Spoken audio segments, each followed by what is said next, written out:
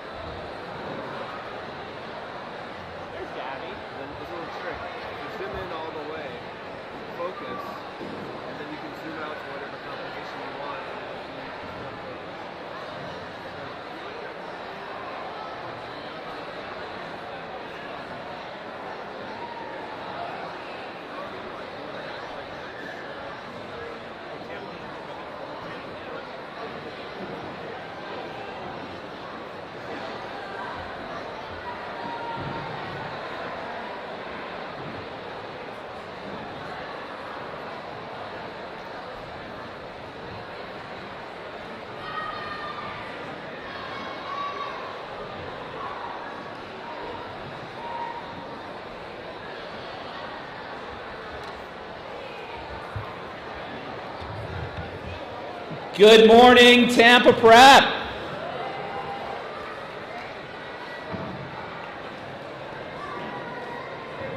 First off, I want to say congratulations to everyone here for doing a declamation. Give yourselves a big round of applause, please.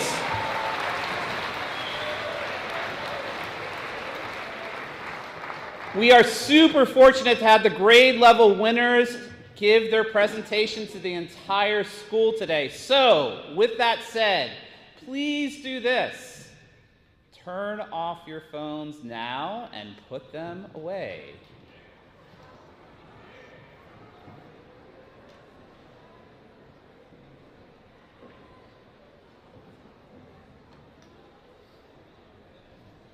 Awesome, thank you. Please give your undivided attention to the individuals up here who have worked so hard, just like yourself.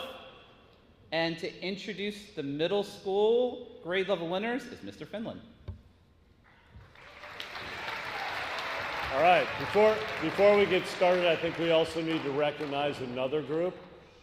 It's our English faculty who put in a lot of time, effort, give up class time so we can do this declamation thing. If we could have the English faculty please stand up, and let's give them a round of applause as well.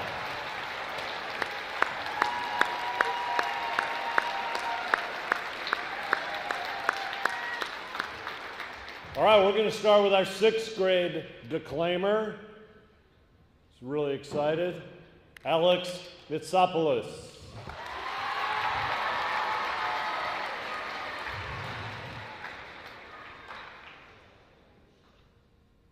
My name is Alex Mitsopoulos, and I will be presenting Clean Jean by Shel Silverstein. Clean Jean is really clean. He is a bath fanatic. He has 6 washstands in his room and 12 tubs in his attic. He'll wash before he goes to school. He'll rinse when he gets there. At recess, you can find him rubbing shampoo in his hair. He buys each new deodorant to keep him smelling sweet. He hires a manicurist for each toenail on his feet. He will only play baseball with a Q-tip in each hand in case his ears get gritty from the winds and blowing sand. He wears a plastic bubble so no germs can touch his shirt. He will not eat potatoes because potatoes grow in dirt. He carries toothpaste and he'll brush and floss with zest and zeal before and after, and I'm sorry, during every meal. He has a shower above his bed to spray a soapy stream just in case he ever should get dirty in his dreams. He's hired a man named Henry Grunge, and when he goes to play, Grunge runs beside him with a sponge to wipe his sweat away. He's built a special music tub that he can sit right in, alongside his music teacher while he plays the violin. So when you go to visit Jean, just make sure your jeans are clean, just make sure your nails are scrubbed, make sure you bring along your tub, and leave your shoes out in the hall if you visit Jean at all.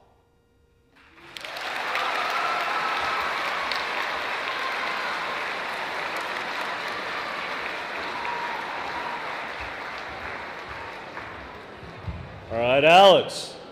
Next up, representing our 7th graders, J.P. Girardi.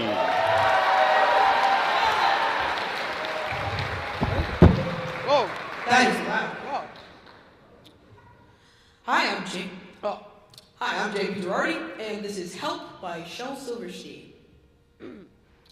I walked through the wildwood, and what did I see? But a unicorn with his horn stuck in a tree, crying, "Someone please help me before it's too late." I hollered, "I'll free you." He hollered back, "Wait, how much will it hurt? How long will it take? Do you promise my horn will not scratch, bend, or break? How hard will you pull? How much must I pay? Must you do it right now, or is Wednesday okay? Have you done this before? Do you have the right tools? Have you graduated from Unicorn Horn Saving School? Will I owe you a favor? And what will it be? Do you promise that you will not damage this tree? Should I close my eyes? Should I sit or stand? Do you have insurance? Have you washed your hands? And after you free me, tell me what then? Can you promise that I will not get stuck again? Tell me when, tell me why, tell me what, tell me where. I guess that he's still sitting there. Jeez, how hard.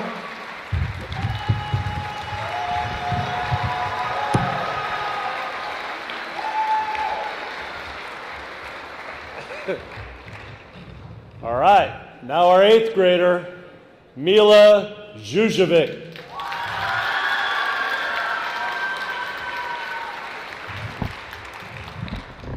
Hi, I'm Mila Zuzjevic, and I'm going to be doing a speech by Sojourner Truth called Ain't I a Woman? Well, children, where there is so much racket, there must be something out of kilter. I think that twixt the Negroes of the South and the women at the North all talking about rights, the white men will be in a fix pretty soon. But what's all this here talking about? That man over there says that women need to be helped into carriages and lifted over ditches and to have the best place everywhere.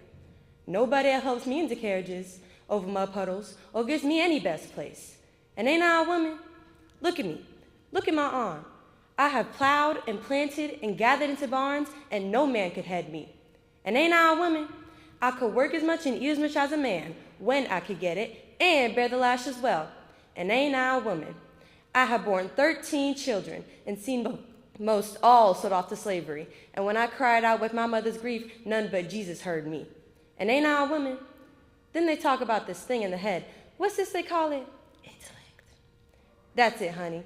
What's that got to do with women's rights and Negroes' rights? If my cup won't hold but a pint, and yours holds a quart, wouldn't you be mean not to let me have my little half measure full? Then that little man in black there, he says women can have as much rights as men because Christ was a woman. Where did your Christ come from? Where did your Christ come from? From God and a woman. Man had nothing to do with him. If the first woman God ever made was strong enough to turn the world upside down all alone, these women together ought to be able to turn it back and get it right side up again. And now they is asking to do it. The men better let them. Obliged you for hearing me, and I will sojourn ain't got nothing more to say.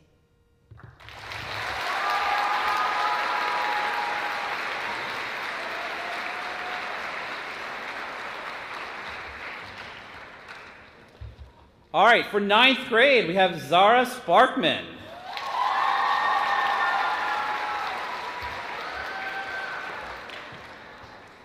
Hi, I'm Zara Sparkman, and my declamation is titled, Two of Me.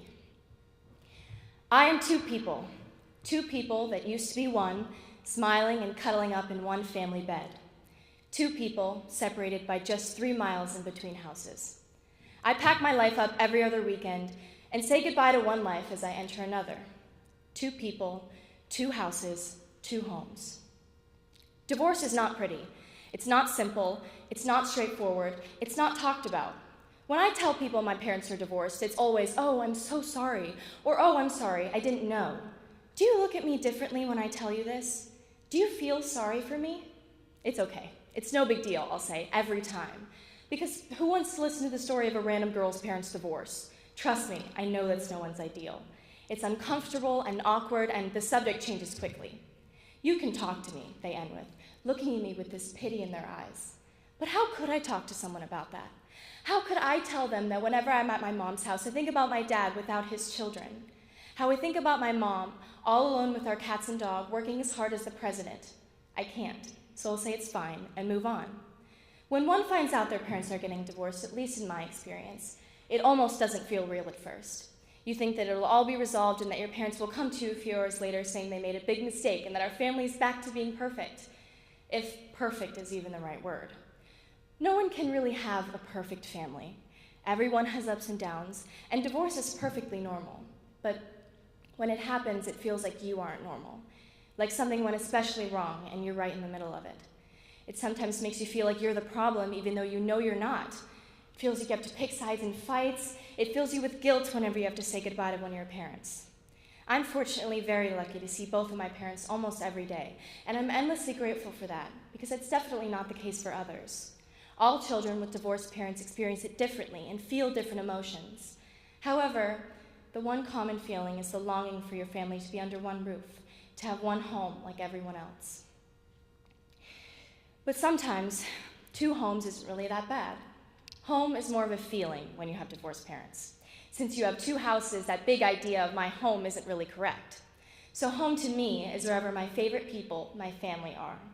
Home is my mother's house, the smell of her cooking and her incense all throughout, her perfectly put together house decor, all of the things that make it hers, which makes it mine. Her house is full of her love, which makes it home. But home is also my father's house, full of laughter and movie nights and the durability to withstand a soccer ball flying through the house. His house is full of his love, which makes it home as well. The sadness that comes with having to leave one parent and going to my other house will never go away. But neither will my love for my family, my parents and my brothers. They will always be there for me through everything and will always love me. We will show up for each other no matter what, every time. And if anything, my parents separating only makes us stronger. So as long as I have them, I have home. The two people that I am will always be tied together with my family to become one. And that's not so bad, right? Thank you.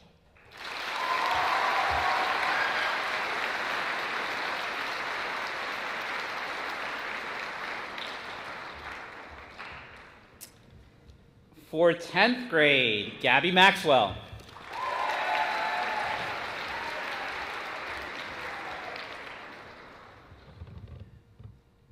Hi, my name is Gabby Maxwell, and my speech is called Use Your Social Media for Good.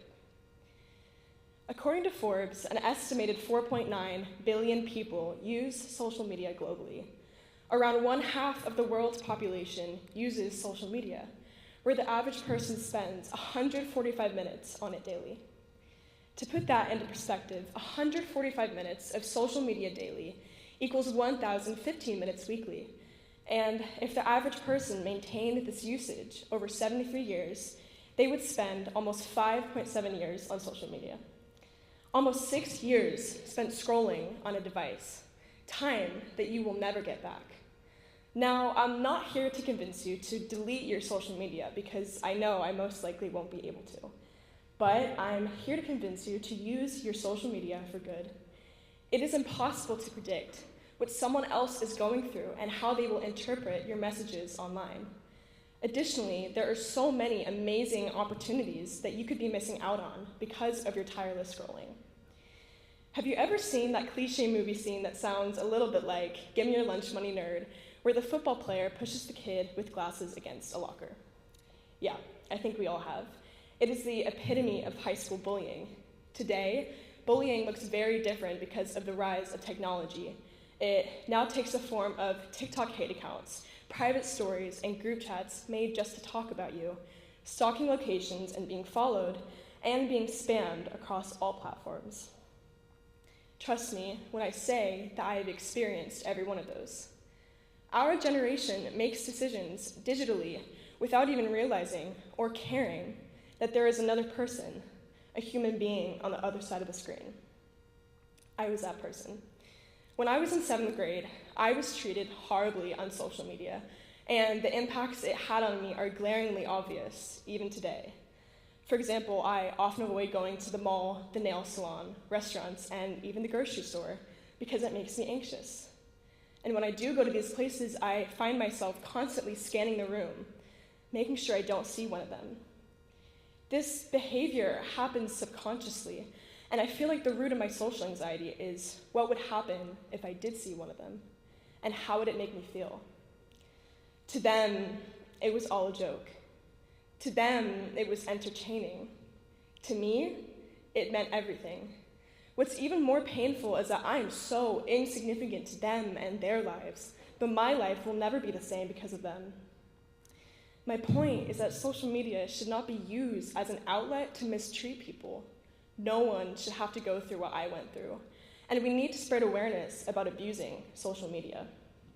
According to a study, 14% of kids who were cyberbullied developed an eating disorder, 25% engaged in self-harm, 26% deleted their social media profiles, 37% developed depression, and 41% developed social anxiety.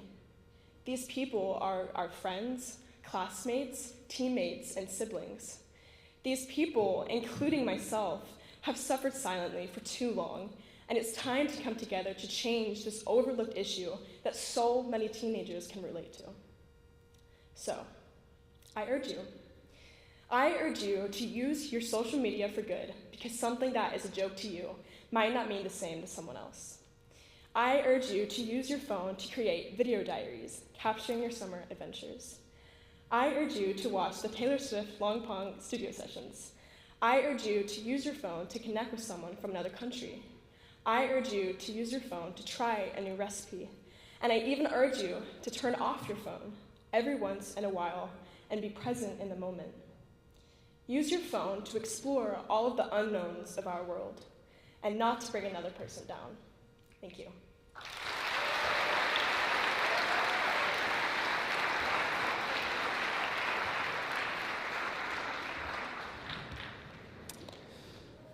Okay, for 11th grade, Madison Decker.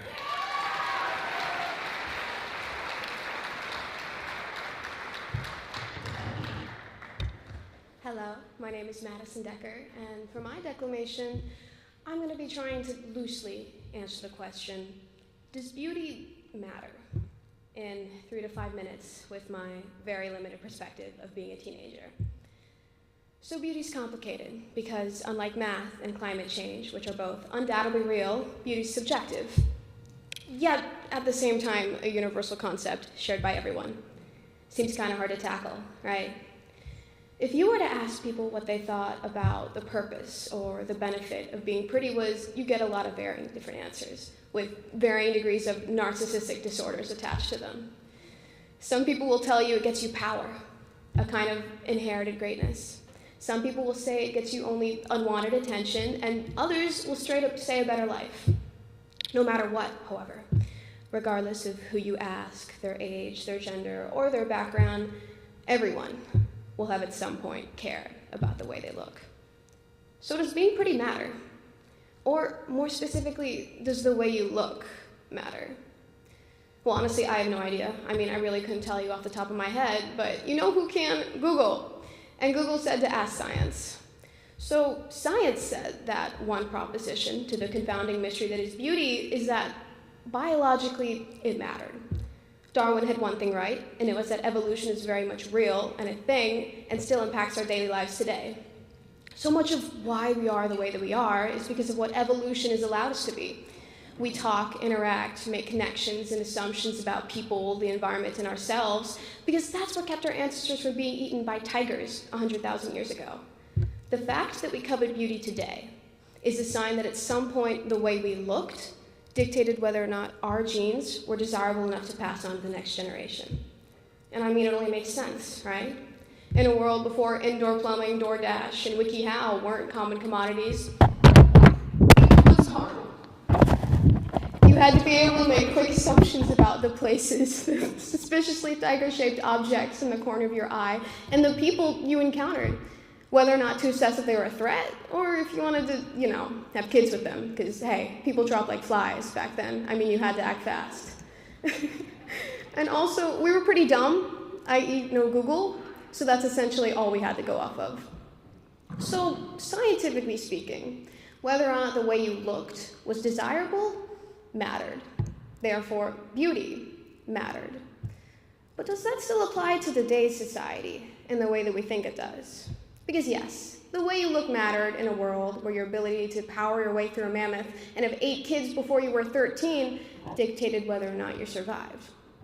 But survival in today's world has a lot less to do with the way you look and a lot more to do with the level of economic stability you can achieve. The hand that feeds you isn't your own ability to power your way through a mammoth, but more your collective ability to hand other people dollar bills. And yet, because I haven't mentioned it once yet in the speech talking about beauty's place in society, I'm going to bring up now, women today are still taught to skip lunch and get really good at buying clothes, when they should be taught how to be ruthless venture capitalists. Maybe the fact that a lot of the richest women in the world today got rich inheriting their dead father's money has a little something to do with the fact that a lot of women feel like the defining characteristic of their worth is how pretty they are. It almost seems like beauty is being used as a tool to keep women out of power by encouraging them to dedicate their entire lives to making sure they look good. I mean, we can't even age. Just putting out there, but it's become increasingly clear that survival in today's world is no longer between the fittest, but between the richest. So isn't it a little messed up that we still somehow care about the way we look? So does beauty matter? Well, honestly, even after all of that, I still have no idea. I mean, really, it's up to you. Beauty's tough, and it inspires a lot of unhappy feelings, and I feel like you can't really talk about it without offending someone. But what I want you to take away from this is that the next time you look in a mirror, maybe consider, before you try to fit the bone structure of your face into a mold that most of society agrees is conventionally attractive and realize to your absolute horror that it just does not fit, think about what would actually change if it did.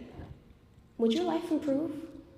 And if that isn't enough, think of Jeff Bezos or Elon Musk or Mark Zuckerberg, whose people literally convinced he's a lizard person. These are some of the richest men on the planet, and yet none of them will ever look like Chris Hemsworth. Thanks.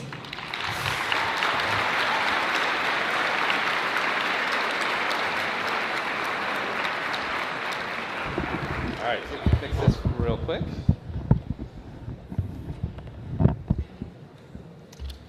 Okay, we have two 12th graders. We're going to introduce Anne Marie Burden first.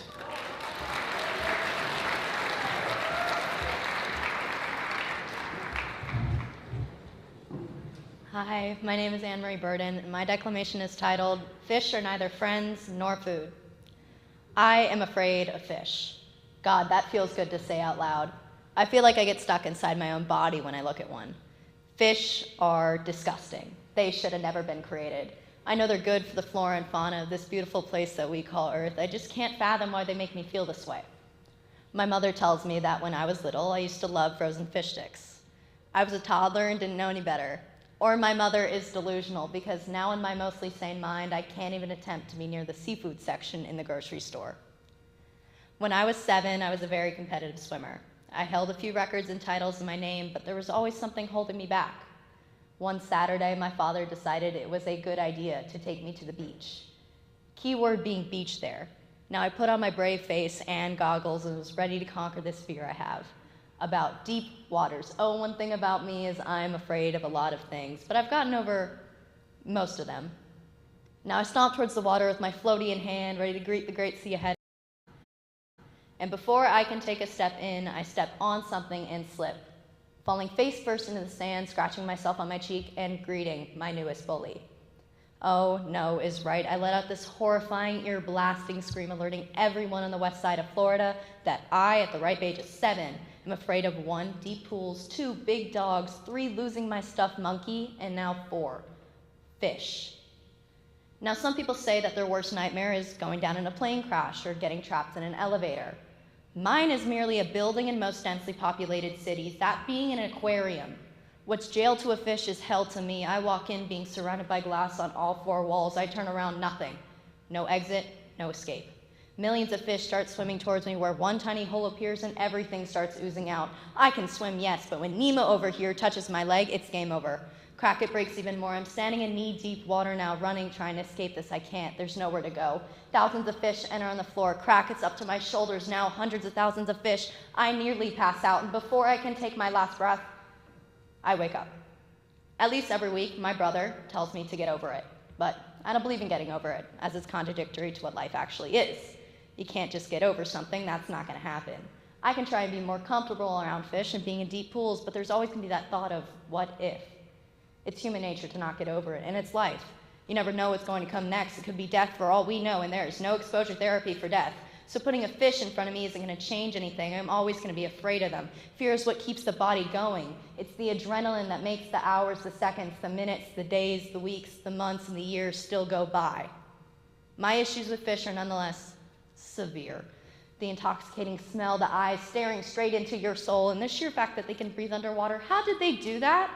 Like, I understand the chemistry behind it, but for real, these guys are aliens. They were sent down to haunt me for I don't know what wrongs. But I live with fish every morning at rowing practice.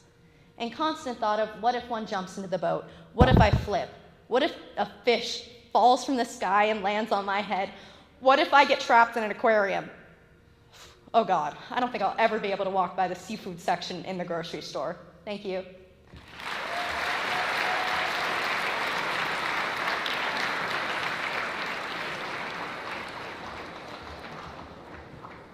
And to close up the 2024 declamation season is Gabby Richter.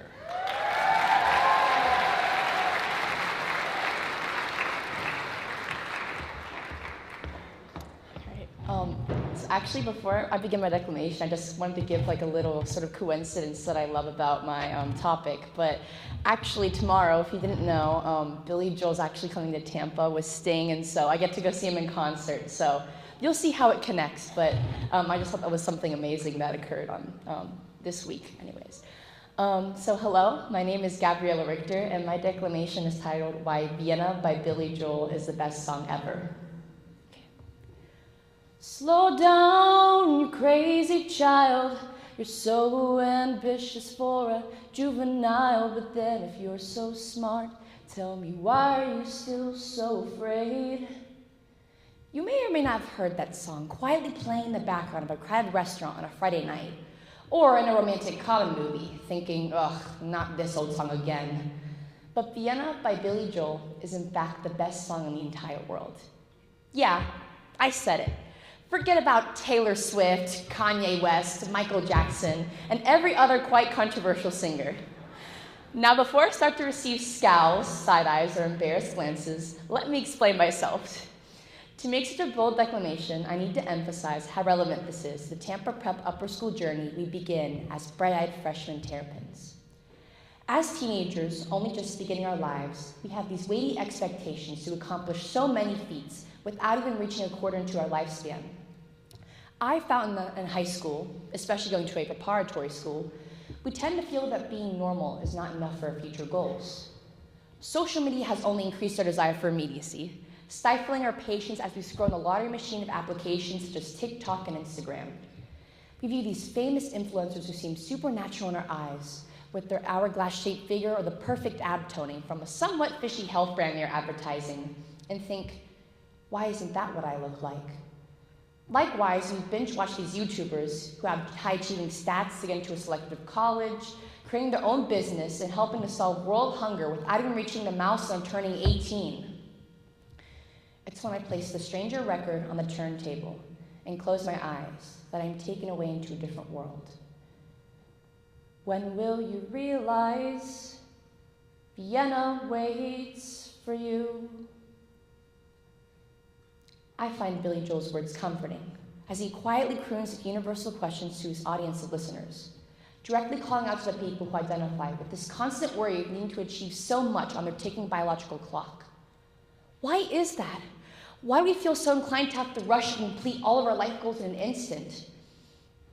I began volunteering at Brookdale Bayshore, a senior resident facility, during my sophomore year. Although I had initially been excited to contribute to my community by becoming a companion, I learned so much more from the experience. Through discussion tables that stimulated deep intellectual conversations concerning the lives of these elders, I've learned that life is not in fact short. Many of the individuals I spoke with traveled across the globe, worked with important national figures, and they themselves had even contributed to monumental historical advancements in such fields like genetics. Every single person had a unique and fascinating story to tell, no matter the circumstances. And it wasn't as if the later half of their life had simply diminished.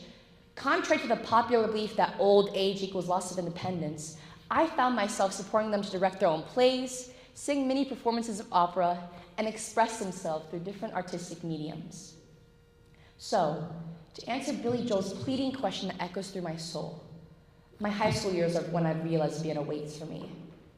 The expectation to obtain results immediately creates a rude awakening in many, because that's not how life works. Although it seems cliche, I've had a realization that the saying, Rome wasn't built in a day, plastered outside the new science building, rings true to our way of life, specifically in the United States, and the annoyed seniors that wanted to see the complete building they sacrificed their tailgate space for.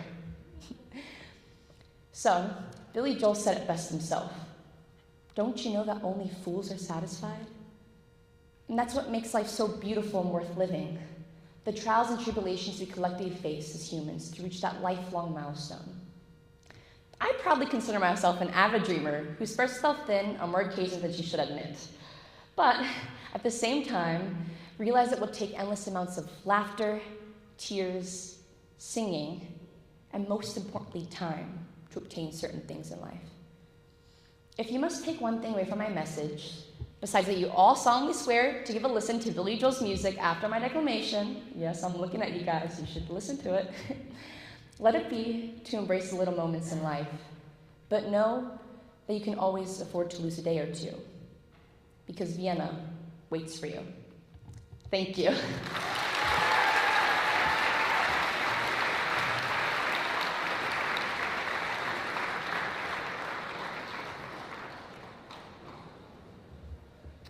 All right, can we give one more big round of applause for...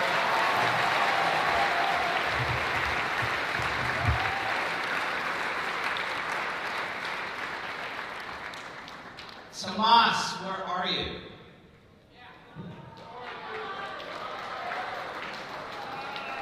Tomas, do you have anything that is of importance to announce to the entire school? You do? Okay, go ahead. First of all, can I get everybody who participated in Drowsy in any way, if you were backstage, actor, actress, whatever, to please stand up very quickly? And can we get a big round of applause? These guys are amazing. I had a chance to be in their play, and it was incredible. Each one of them were fantastic. And can we get another round of applause for our declamation speakers, and for all of you for doing your declamations? Now I want to ask you all, what do all of these things have in common? They all have a legacy. We have a legacy that we've upheld for a long time. Our declamations, our acting, and our state's championships. The boys soccer team has been working diligently, relentlessly, and energetically to bring home the state's cup. And Saturday, we have the opportunity to bring it home. And I don't think I was clear in my message over the announcements when I was talking to you guys. But the team that we will be playing tomorrow, yesterday, in their semifinals, had cheerleaders, their mascot out already. So I need to make sure that when Tampa Prep is out there, that we are outshining whatever thing that they have that they're trying to do, and we let them know that we will be there, that our presence will be there. I need to make sure I see as many of you there as possible so that we destroy downtown Corral. And that happens with you guys. That happens with every single one of you. So we will make it happen. That's all I have to say.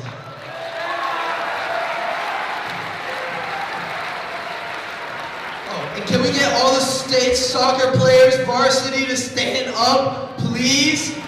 Please, every single one of the bleached heads, the bleached head boys. These are the people who are going to bring it home and get us one more banner. And we need you all there to support them. Support them in the hallways however you can. Thank you. Tampa Prep's amazing. Thank you, Tomas. So if we can, I'd like to dismiss the middle school first. So 6th grade, you are dismissed first. Faculty is also dismissed.